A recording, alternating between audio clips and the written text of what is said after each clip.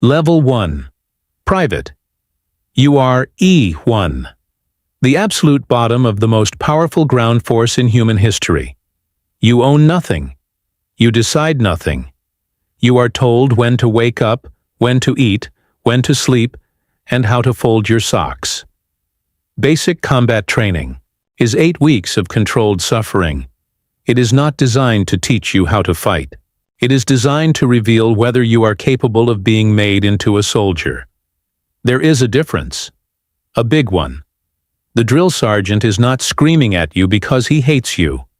He is screaming at you because 9 months from now, the man standing next to you in a firefight in a country you cannot pronounce needs to trust that you will not break. That trust does not come from hope. It comes from proof. And basic combat training is where the proof is made.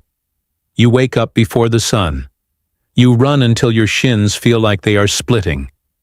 You low crawl through mud and wire and cold water. And you do it again and again until your body stops asking why and simply obeys. You graduate. You complete advanced individual training in your military occupational specialty. Infantry, signal, intelligence, medical, logistics, whatever the Army decided it needed from you, and you report to your first unit as a private. No insignia, no authority, no reputation. Just a uniform, a name tape, and the understanding that everything you thought you knew about yourself is about to be tested in ways basic never prepared. U4. This is the beginning, and the beginning is supposed to be hard. Level 2. Private Second Class, you are E2. A single chevron on your sleeve. Almost nothing has changed, and yet everything feels different because that chevron means you survived long enough to be promoted. You have not quit. You have not failed out. You have shown up every single day and done what was asked of you, and the Army rewarded that with a stripe, and about $30 more per month. You are still at the bottom of every formation, every detail, every duty roster. You pull guard, duty. You clean weapons that other people fired. You mop floors in buildings that sergeants walk through without looking down. The Army at E2 teaches you a lesson that no classroom ever could. That institutional life requires a kind of dignity that does not depend on recognition. You do the work because the work needs doing. You show up because showing up is the baseline of everything else. The senior soldiers in your unit remember being E2. Some of them will take you under their wing. Some of them will make your life difficult. Both are preparing you for the same thing. A world where you cannot control who leads you, only how you respond to being led. Level 3. Private First Class, you are E3. A chevron with one rocker beneath it. You have been in long enough to be trusted with small responsibilities. A vehicle assigned to your name. A piece of equipment that you are now accountable for. A task that requires you to work without someone standing over your shoulder for an hour. You are not a leader. Not yet. But you are beginning to understand what leadership looks like from the position of being led, which is the only place leadership can ever be truly understood. You are watching. You are learning which sergeants are competent and which ones are dangerous. You are learning the difference between an order that makes tactical sense and an order that exists only because someone has authority and needs to exercise it. You are developing judgment, not the kind that comes from training manuals, the kind that comes from watching human beings operate under pressure and filing away every observation for a future moment when you will need to act and there will be no one to ask. That moment is coming. It always comes. Level 4. Specialist, you are E4. The specialist. 2 chevrons and a rocker, or the eagle insignia that marks you as something slightly different from the corporal who shares your pay grade. Here is the truth about E4, that the Army will never put in a regulation. The United States Army runs on specialists. You are skilled enough to be given real responsibility and junior enough to have no formal authority over anyone. You maintain, Equipment worth more than your parents' house. You troubleshoot problems that officers cannot solve. You train soldiers younger than you without the title of trainer. You execute plans you had no part in making, in support of objectives you were never consulted about, on timelines that changed 3 times before breakfast. And you do it with a calm professionalism that the civilian world does not have a language for. Every senior NCO in the Army was once an E4, who felt the specific frustration of that rank, capable of more, not yet trusted with more. Use the frustration. It is fuel. The Army is watching how you burn it. Level 5. Sergeant, you are E5. And this is where everything changes. Everything below this rank was about surviving the Army. This rank is about leading it. You are a non-commissioned officer. You wear the crossed rifles of the infantry, or the insignia of your branch, and you carry with them a responsibility that no piece of metal can fully represent. You are responsible for the lives of your soldiers, not just their performance in the field, their lives, their mental health, their family situations, whether they are sleeping, whether they are eating, whether something is wrong that they have not yet found the words to tell you. A good sergeant knows his soldiers the way a doctor knows a patient, not because the regulation requires it, because the mission requires it, because a soldier who is struggling at home will struggle in combat, and a soldier who struggles in combat can get people killed. The NCO Corps is the institutional memory of the United States Army. 250 years of hard-won knowledge passed down from sergeant to soldier in an unbroken chain. You are now a link in that chain. The weight of it is real.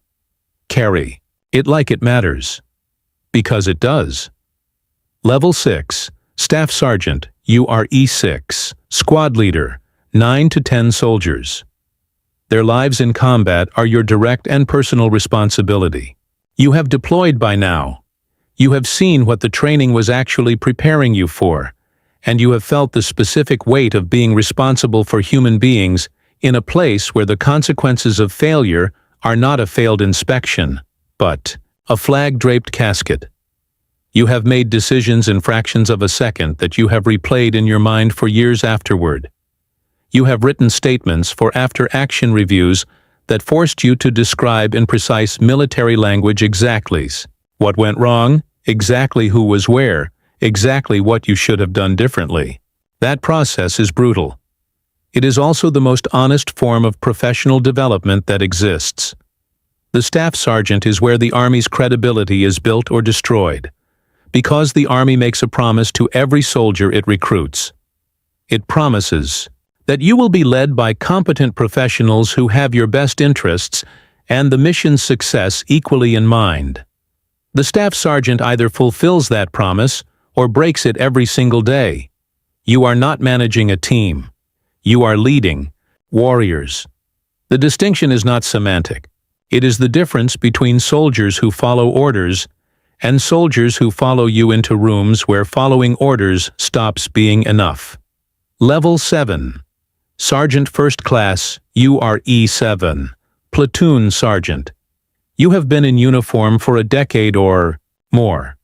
You have watched lieutenants rotate through your platoon on 2-year assignments, each one arriving with a degree and a theory and a genuine desire to lead. And you have been the constant, the institutional anchor, the man who was here before this lieutenant and will be here after him. Your job is one of the most delicate in the Army. You must take a junior officer's energy and authority and channel them into effective execution without undermining his command in front of the soldiers, without letting his inexperience get anyone killed, and without making him feel like a figurehead in his own platoon. You are the bridge between what the Army intends and what actually happens on the ground. The gap between those two things is enormous. It is full of friction and miscommunication and plans that don't survive contact with reality. Sergeants First Class live in that gap. They have lived there so long that they know every corner of it. They know where the friction comes from and how to reduce it before anyone above them notices it existed. That is not invisible work. That is the most important work in the Army. It just rarely gets a ceremony. Level 8. Master Sergeant and First Sergeant. You are E8. The Army offers two paths here, and they lead to different kinds of power. The Master Sergeant path is technical. You are the senior advisor, the institutional expert, the authority on doctrine and capability, and the deep mechanical knowledge of how your branch operates. Commanders bring you problems they cannot solve, and you solve them or you tell them honestly that the problem cannot be solved in the way they are imagining it, which is sometimes more valuable. The First Sergeant path is command. You are the senior NCO of a company, approximately 120. Soldiers who begin and end every day with some awareness of your presence. You are the first call when something breaks, and the last line before it reaches the commander. When a soldier is in trouble, they come to you before they go anywhere else, because they know you have seen this before, and they know you will fix it if it can be fixed, and they know you will tell them the truth if it cannot. The First Sergeant is not behind the scenes. The First Sergeant is the scenes. The commander sets the vision. You make it real. Level 9. Sergeant Major, you are E9. 20 years or more in uniform. You have been to every school the Army offers, every combat theater it has opened, every leadership test it has constructed. You advise battalion commanders and brigade commanders. You speak in briefings where generals are present, and your voice carries the weight of an institutional record that no one in the room can dismiss. There are 3 distinctions within E9. Sergeant Major, the foundational grade. Command Sergeant Major, who serves as the senior enlisted advisor to a commanding officer at battalion level and above, a position of such influence that a strong Command Sergeant Major can shape the culture of an entire unit in ways that outlast any commander's tenure. And then there is one person, one billet in the entire United States Army, the Sergeant Major of the Army, the senior enlisted soldier of the most powerful ground force on earth. He advises the Chief of Staff. He speaks for every soldier, wearing the uniform, from the private who just raised his hand to the Master Sergeant who has given his body to the mission for 2 decades. When the Sergeant Major of the Army walks into a room, it is not the rank that silences it. It is the record behind the rank. The deployments, the decisions, the decades. You do not reach this level by being good. You reach it by being the standard. Level 10. Second Lieutenant to Captain. You commission as a second lieutenant. 1 gold bar. You have a degree and officer candidate school or 4 years of ROTC or West Point behind you. You have approximately 0 real authority until you earn it. Your platoon sergeant has forgotten more about soldiering than you currently know. Both of you understand this. The best lieutenants accept it immediately and spend their first year learning with a hunger that their sergeants will notice and respect. You will make mistakes. The Army builds structure around the fact that lieutenants make mistakes. What matters is what you do the moment after. You move to first lieutenant. The gold bar becomes silver. You are trusted with more. You begin to feel the weight of commission, the weight of the oath you swore, as something more than ceremony. Then captain. Company command. Approximately 120 soldiers with your name over their heads.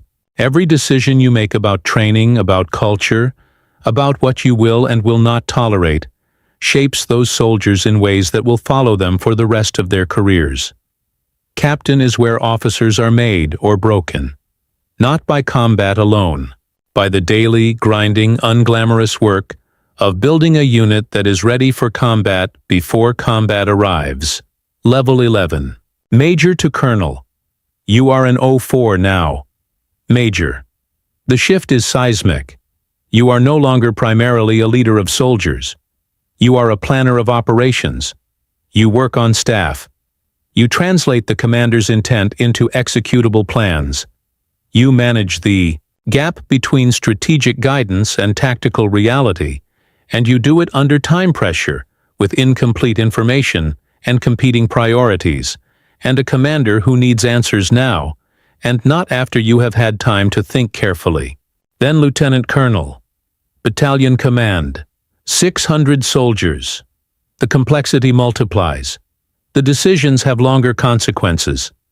A choice you make about training priorities in January shapes your battalion's readiness in October in a country you haven't been told about yet. Then Colonel, Brigade Command, 4,000 to 5,000 soldiers. You are no longer close to the ground. The ground is far below you, and your job is to see it clearly from a distance and make decisions that protect the people on it.